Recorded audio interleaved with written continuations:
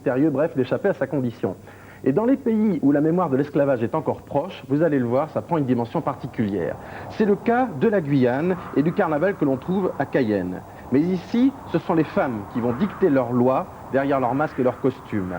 Alain Maline et Franck Rabel ont filmé et vu tourbillonner ces Touloulous qui font tourner la tête de ceux qui les approchent. Regardez.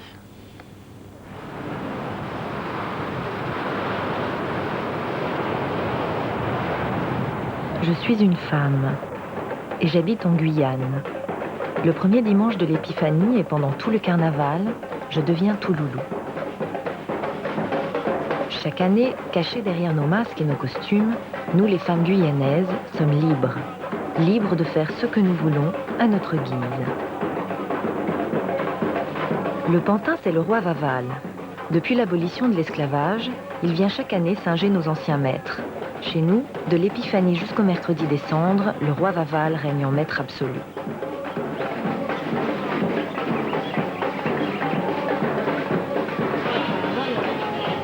Pour Pauline et Annie, c'est le moment de l'année. Il s'agit de trouver le déguisement qui les rendra méconnaissables aux yeux de leurs amis et surtout de leurs maris.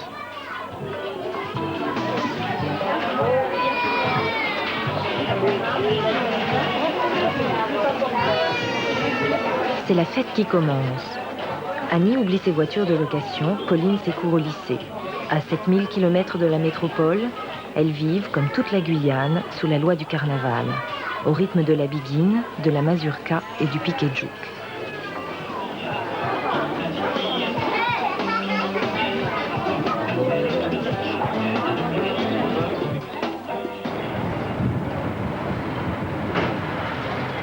Pauline fabrique elle-même ses costumes de Touloulou. Annie, la blonde, préfère les faire confectionner. Chaque soir, elles auront besoin d'une robe différente. Mais il faudra aussi se décider pour le carnaval de rue. Chaque défilé a son thème. Il faut jusqu'à 2 mois pour rassembler les plumes et les paillettes. La tradition veut que chaque jour corresponde à des couleurs différentes.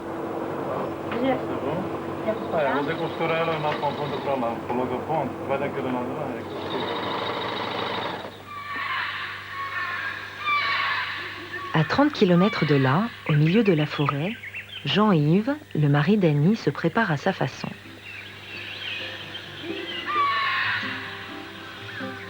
Là, je rentre le bétail, parce que il y a le week-end qui arrive et la semaine de carnaval. Alors ce soir, normalement, ma femme, elle part chez Nana avec une copine. Le problème, c'est que je ne sais pas exactement ce qu'elle me prépare. Vous savez, dans ce milieu, il faut surtout être vigilant, parce que chez Nana, elles sont toutes déguisées et on ne sait pas qui est derrière le masque. La période de carnaval, c'est une période endiablée. Et effectivement, il y a beaucoup de scènes de jalousie, beaucoup de problèmes. Au bord du fleuve, dans son carbet, Annie s'est réfugiée. Loin des regards indiscrets, elle se transforme en Touloulou. Je viens m'habiller ici parce qu'il faut s'habiller en secret. Il ne faut surtout pas qu'on voit comment vous êtes déguisés, ni les amis, bien sûr, l'homme avec qui vous vivez non plus. Il ne faut pas qu'il sache. Donc on s'isole un petit peu et puis voilà la raison pour laquelle je viens m'habiller ici. Alors comment devient-on Touloulou ? Je dois avouer que c'est un peu difficile parce qu'il faut être habitué. Je pense qu'il faut connaître ça depuis l'enfance, savoir le rythme, savoir bien danser. Moi, il est vrai que me déchaîner chez Nana, comme le font certaines Touloulous, c'est très beau à voir d'ailleurs, je ne sais pas bien faire. Donc effectivement que Nana, je n'y vais pas souvent, une fois tous les ans quand même, mais pas plus. De son côté, Pauline entre dans la magie du carnaval. Dans le secret de son jardin, elle aussi opère sa métamorphose.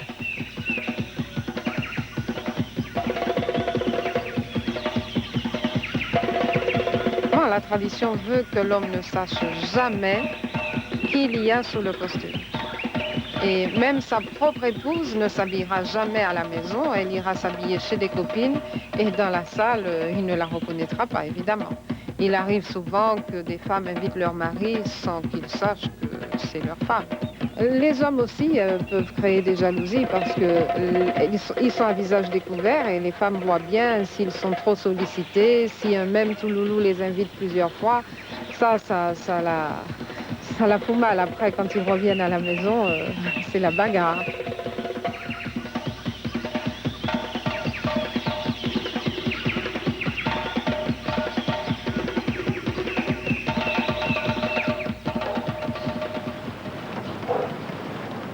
Annie est prête et c'est l'heure d'aller chez Nana.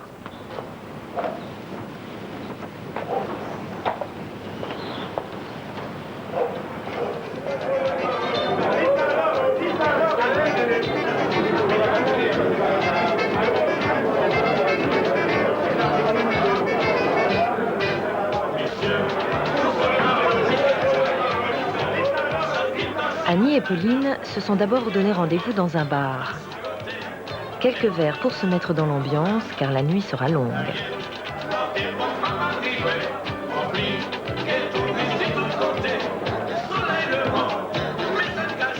Chez Nana, c'est le tout Cayenne qui se retrouve. Du pêcheur au notable, vieux, jeunes, blancs, métis ou noirs, belles ou moins belles, plus rien n'a d'importance. Tous sont emportés par la frénésie de la fête.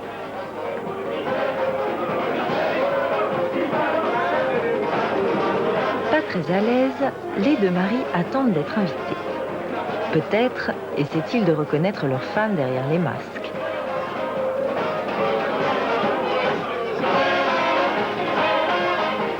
Annie et Pauline ne se posent pas ce genre de questions. Ce soir, ce sont elles qui choisissent leur cavalier.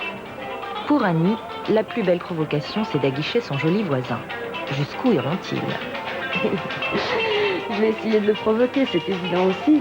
Et puis finalement, ça met un peu de piment dans un couple. Ce n'est pas que négatif, la jalousie, tous ces problèmes-là, c'est aussi positif. Ça veut dire qu'après, si on reste ensemble après Carnaval, ça veut dire qu'on est un couple fort. C'est un peu une épreuve, elle est difficile, c'est pas facile à maîtriser, mais finalement, ça met du piment dans un couple.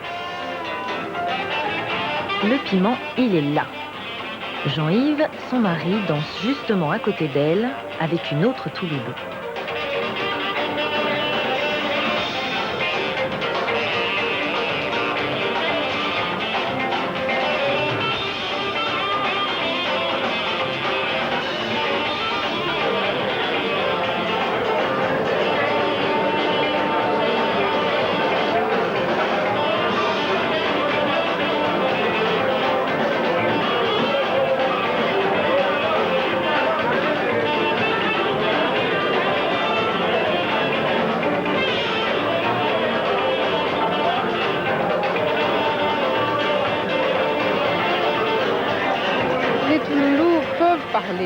Avec une voix déguisée, évidemment.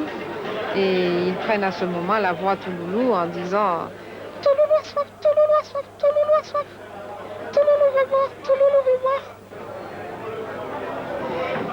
Alors, celui qui reconnaîtrait une voix avec tout ça, c'est impossible.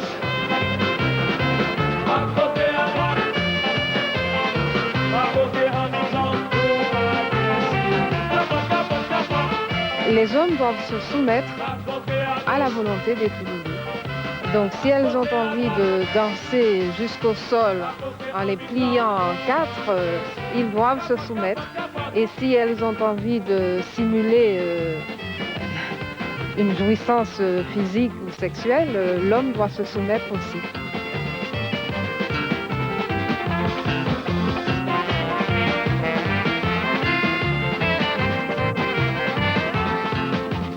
C'est sûr que la période de carnaval, c'est une période où les couples se forment, il y en a qui se déforment, et c'est sûr qu'après...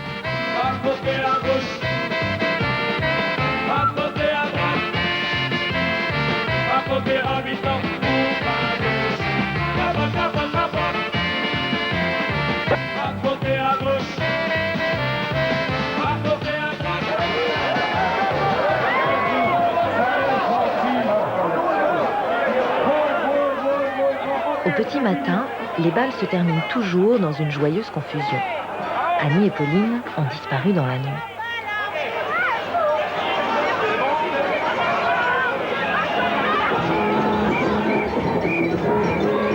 Le lendemain, c'est toujours la même excitation, la même provocation, le même désir de s'oublier. Avec le rhum, la fatigue, les nuits blanches ou noires, le carnaval s'achève. Reste à rendre un ultime hommage au maître de la fête.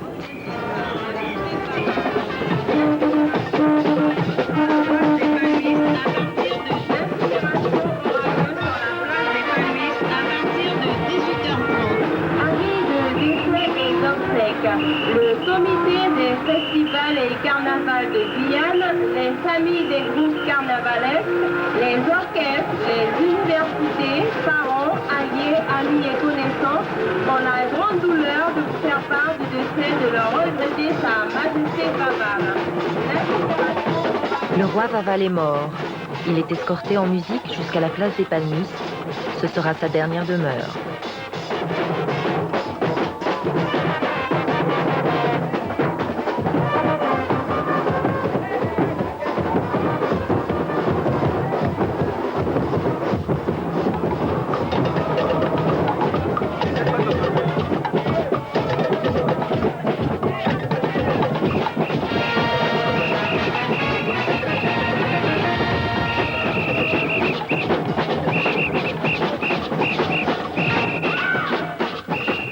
Le roi Pantin est mort, vive le carnaval.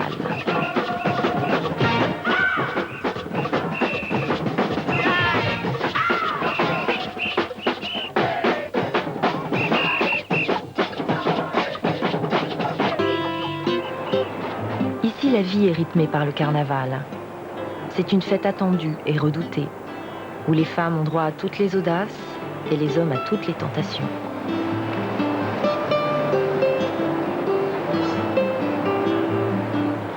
Bah vous qui aimez rêver, Daniel Herrero, j'ai l'impression que vous êtes servi là aussi à voir comment vos yeux sont perdus dans ces images. Oui, d'abord, il y a de belles choses, de belles couleurs, de beaux personnages, en même temps de belles idées.